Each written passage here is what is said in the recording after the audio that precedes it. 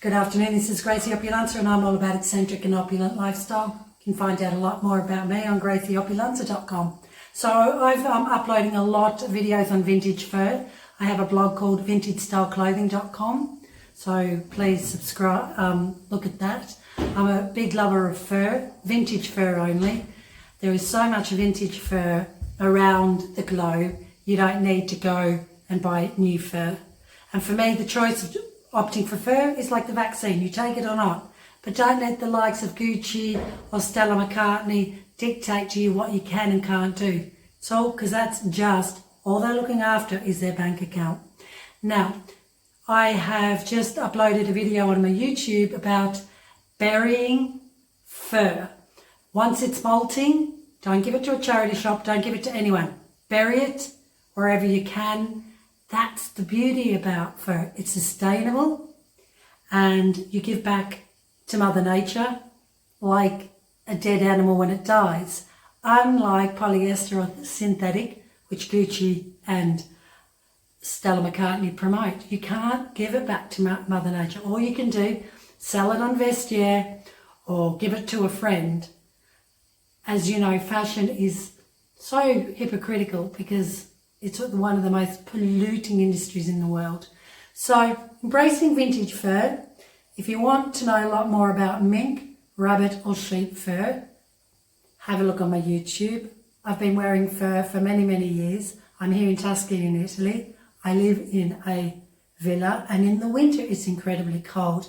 Therefore, I walk around and wear my fur as much as I can because in Europe, Italy has the most expensive electricity and gas oil in Europe. And aside from that, these Italian villas, 9 times out of 10, are not insulated. They're single glazed, they've got big fireplaces, there is wind and everything coming through. So you have to stay warm with natural fibre as fur. Now this video is, I'm going to bury this, as you can see in the video before. But before I do that, I want to show you why you should support vintage fur. The technique is like, you know, it's leather, it's putting patchwork together. There's special tools to be used. It's a dying art. So to make fur coat, you really need to be a skill of leather, assembling it, using minuscule tools to put it together. So I'm going to take it apart to show you what that looks like.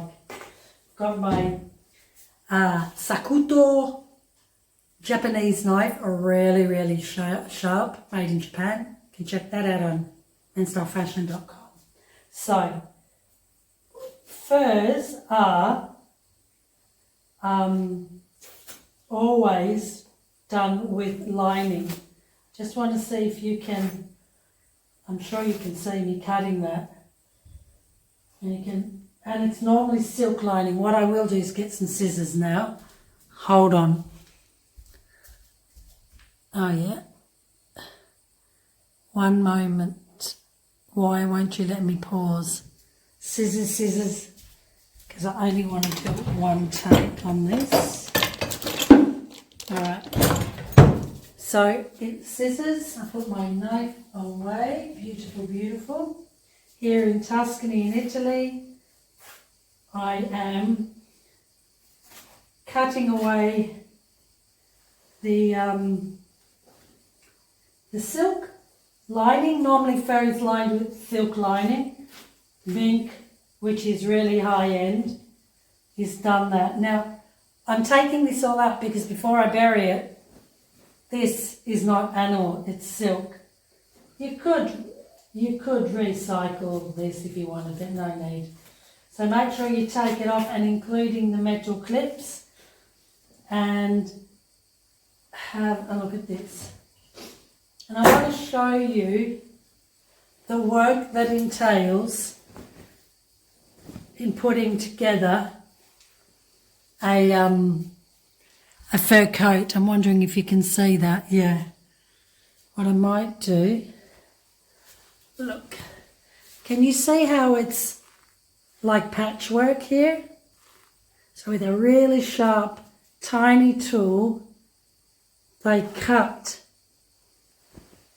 they cut it like patchwork, and then they sew it together, which we're not there yet, because what happens, silk lining, and then there's another lining, but you're going to be able to see. Can you see how it looks?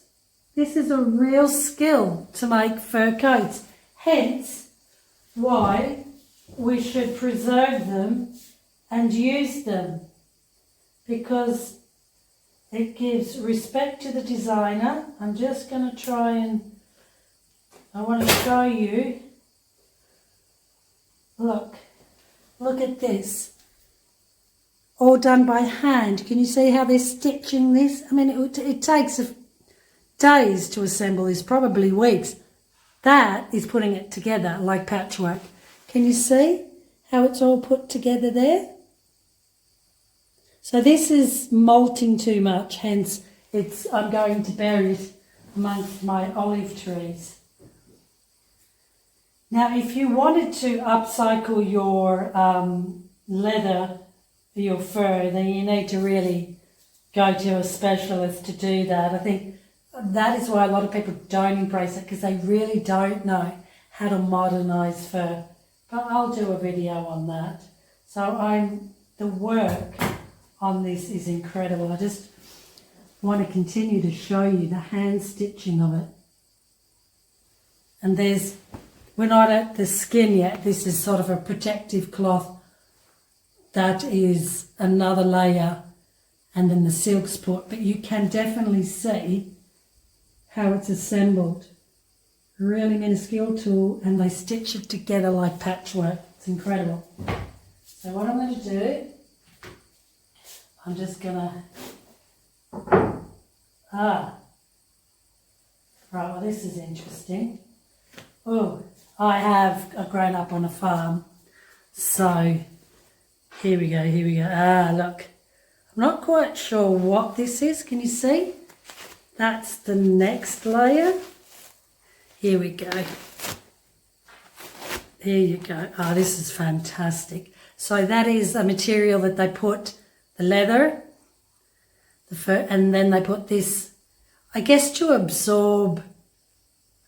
I'm not sure, I know why they do this, just so that you're not feeling the leather on you. Can you now see, isn't that beautiful? Can you now understand the work? Look, patchwork, and it's bit by bit, like a jigsaw, doing the jigsaw. That's exactly how you do it. This, I would assume, it's glued on as a protective layer, and then the silk. And then to join, look at the work joining it. That's the arm. You know, you've got to assemble it like patchwork. And I keep saying the same thing. All done, look at this. All done by hand. This is why we cannot just ignore vintage fur. It's too much work by killing the animal, and then the preparation, and then assembling it. And the indigenous people, can't even say that word, people in Russia, Ukraine, Eastern Europe, it's freezing. People are poor. They need to stay warm, and that's why fur is still predominantly popular. It's popular in Italy amongst the older women because it's cold in the villas. I ski in it. It's a natural fibre, so that whole fake fur, fine, go for it, but it's not sustainable. It's not eco-friendly. This is, just want to show you again. Can you see all the stitching? It's just brilliant. And I guess, I have no idea, they will number the fur, the skin, of quality, of course. Just want to see.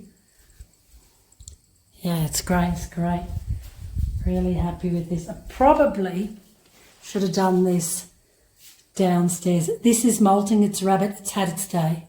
So I'm taking all this, it is quite a lot of work taking this all off to then bury it amongst my hundreds and hundreds of olive trees.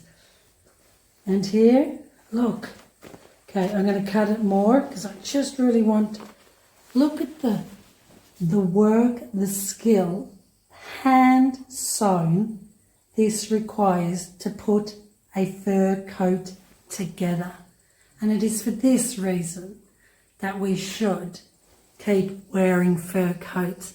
And if you want to upcycle it by turning it into a Gillette and making it shorter, sort of above your waist, then you need someone that knows the craftsmanship of fur, leather, sewing, the machinery and the skill and the design.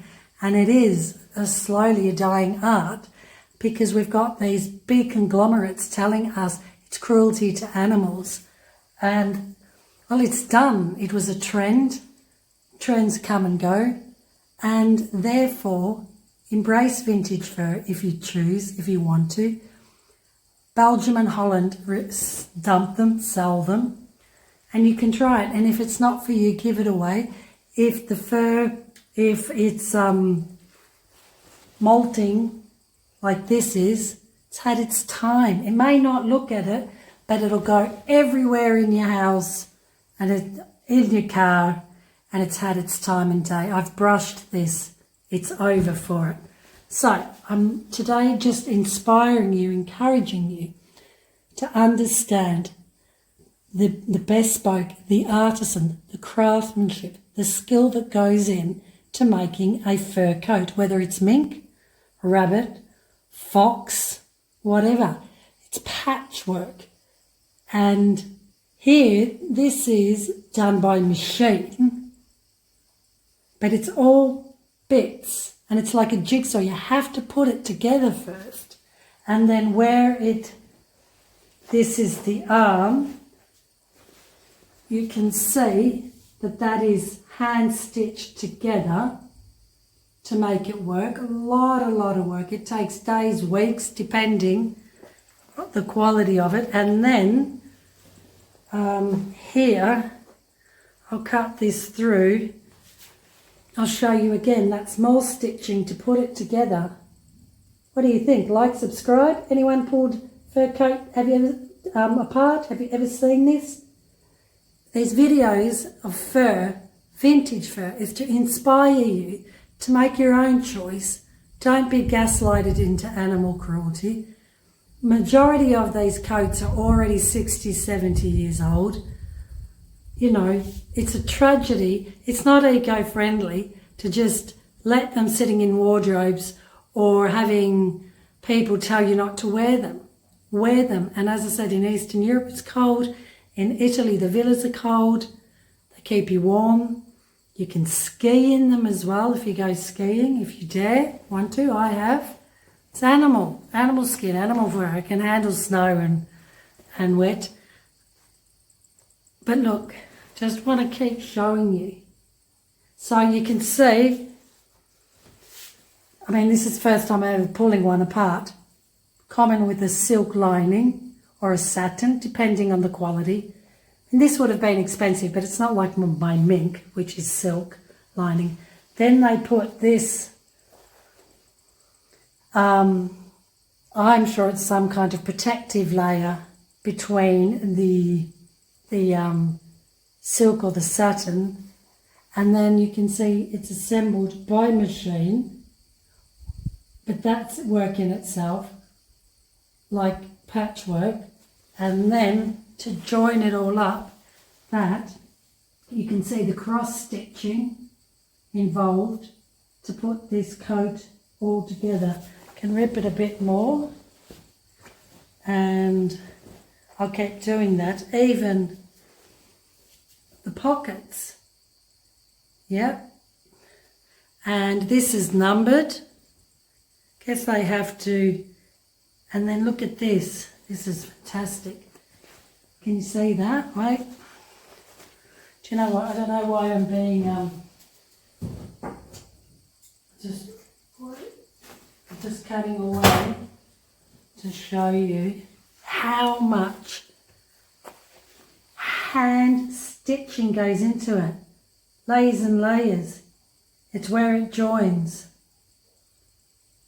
Can you see that? So it's hand stitched there. Then it's hand stitched here. Then here, that's together by machine. And then the arm, and you look at all that. That's measurement, spatial relations. And this is engineering, fashion engineering. A lot of engineering. If you give them a pattern to make this, a lot of them can't figure it out. So that's a skill in itself. Then this is more stitching, holding it together. So can you see why we can't just dump them and say to people, don't wear them?